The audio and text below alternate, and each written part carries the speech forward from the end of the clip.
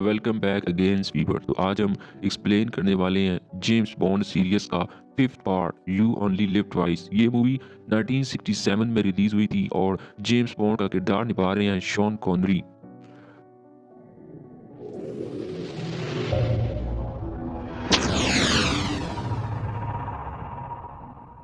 Movie की शुरुआत में हम देखते हैं नासा के साइंटिस्ट ने जुपिटर सिटी नामी एक स्पेस क्राफ्ट खला में भेजा, जिसकी कामयाबी पर सभी साइंटिस्ट बहुत खुश थे।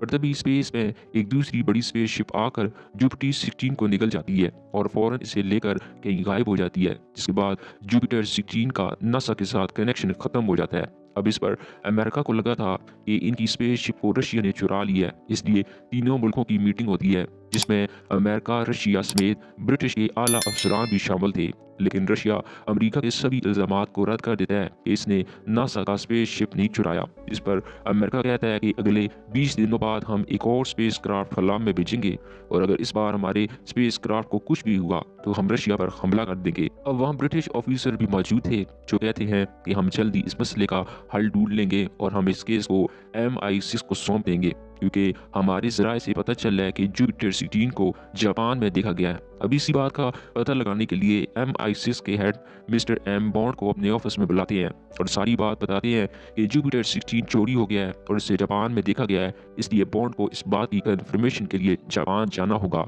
और वहाँ हमारे एजेंटों की मदद से पता लगाना होगा। अब इस मिशन के लिए बॉन्ड जापान के लिए रवाना हो जाते हैं। जापान पहुंचने के बाद वहाँ इक्की नाम की एक लड़की बॉन्ड से मिलती है।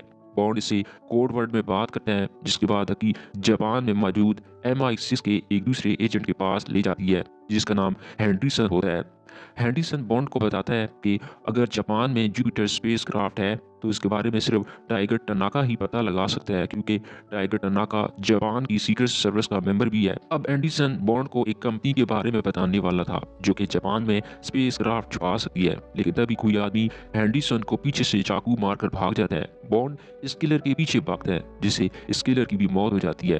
अब बॉन्ड वहाँ एक कार देखता है जिसमें इस किलर का दूसरा साथी इंतजार कर रहा था, इसलिए बॉन्ड किलर के कपड़े और मास्क पहनकर इस किलर के साथ कार में बैठ जाता है और जख्मी होने का नाटक करता है, जिसके बाद वो बिना कुछ सवाल पूछे बॉन्ड को एक जगह ले जाता है जहां बॉन्ड इस आदमी को मारकर इस जगह की छानबीन शुरू कर देता है। कि तभी इसे एक तिजोरी मिलती है जिसको बॉन्ड अपनी हाईटेक गैजेट की मदद से तिजोरी को खोलकर इसमें से कुछ पैसे और पेपर लेकर वहां से भाग जाता है। अब बॉन्ड यहाँ से सीधा टाइगर टनाका के पास जाता है और इस जगह से चोरी किए हुए पेपर टनाका को दिखाता है। टनाका के लोग जब इन पेपर्स की छानबीन करते हैं तो इन्हें पता चलता है कि पेपर में एक फोटो है। ये फोटो एक निम्को कार्गो शिप की थी और फोटो के नीचे एक मैसेज भी लिखा था जिसने ये फोटो खींची है, इसे मार दिया गया। अब ये सब देखने के बाद टनाका के लोग निम्को कार्गो कंपनी और साथ ही ओसाटो केमिकल की छानबीन शुरू कर देते हैं। दूसरी तरफ बॉन्ड एक बार फिर ओसाटो फैक्ट्री के अंदर जाता है जहां फैक्ट्री के मालिक के लोग बॉन्ड पर हमला कर देते हैं, इसलिए बॉन्ड अकी के साथ गाड़ी में भाग जाता है। फिर टनाका बॉन्ड को निम्को शिप की मालूमात देता है जिसका मालिक ओसाटो था जो टोक्यो में रहता है। ये सुनकर बॉन्ड और अकी टोक्यो पहुंच जाते हैं जहां पर ओसाटा के आदमी बॉन्ड को पकड़कर बांध देते हैं, लेकिन बॉन्ड एक बार फिर भागने में कामयाब हो जाता है। अब टनाका बॉन्ड को निम्को शिप के बारे में और इन्फॉर्मेशन बताता है कि निम्को शिप बहुत सारे सामान लाकर किसी जजीरे पर ले जा रहा था, इसलिए बॉन्ड अब इस जजीरे पर जाने का फैसला करता है। जिसके बाद बॉन्ड एक हाई एडवांस हेलीकॉप्टर में बैठकर जजीरे को खोजने लगता है, मगर बॉन्ड को वहां कुछ नहीं मिलता। इधर रशिया ने भी अपना स्पेस क्राफ्ट लॉन्च कर दिया था, जिसके बाद वही चीजें दोहराई जाती हैं जिसमें एक नामालूम स्पेस क्राफ्ट आकर रशियन स्पेस शिप को निगल लेता है, जिससे रशिया को भी लगा था कि शायद अमेरिका ने बदला लेने के लिए ये सब किया है। जिसके बाद बॉन्ड को पता चलता है कि अब जल्दी अमेरिका और रशिया के दरमियान इस बात को लेकर जंग शुरू हो सकती है और इसलिए बॉन्ड फिर से जजीरे पर छानबीन करने के लिए प्लान बनाता है, जिसके मुताबिक टनाका अपने आदमियों को बेस बदलकर पूरे जजीरे के इर्द गिर्द तैनात कर देता है और बॉन्ड को जापानी बनाकर और साथ में अकी इसकी फेक बीवी बनकर इस जजीरे पर रहने लगते हैं।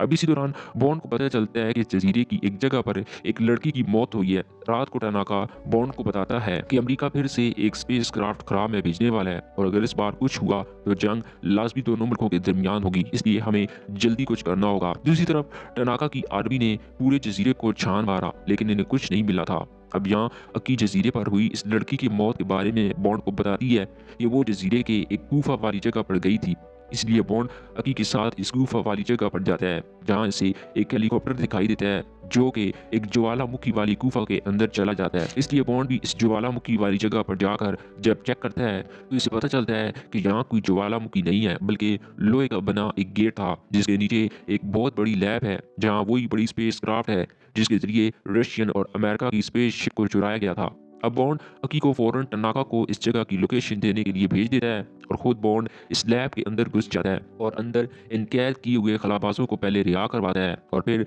स्पेक्टर के खलाबाजों को मारकर इनकी जगह स्पेस रॉकेट में बैठने लगता है।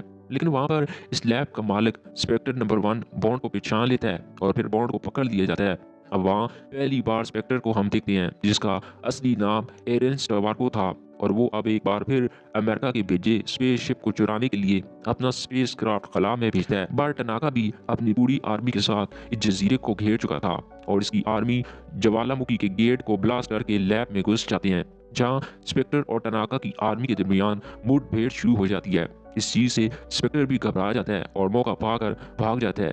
दूसरी तरफ स्पेक्टर का स्पेस क्राफ्ट जैसे ही अमेरिका के स्पेस शिप को निकलने वाला था ये बॉन्ड एंड टाइम पर स्पेस क्राफ्ट को खला में ही उड़ा देता है जिसके बाद अमेरिका और रशिया की भी जंग टल जाती है। लेकिन स्पेक्टर जो अभी जिंदा था वो बॉन्ड से बदला लेने के लिए इस पूरी जगह को बम से ब्लास्ट कर देता है जिससे वो लैब पूरी तरह से फटने लगती है। लेकिन बॉन्ड और टनाका किसी भी तरह इस गुफा से बाहर निकलने में कामयाब हो जाते हैं और इस तरह बॉन्ड एक बार फिर अपने मिशन को पूरा कर लेते हैं और इसी के साथ ये मूवी का ये पार्ट भी खत्म हो जाता है।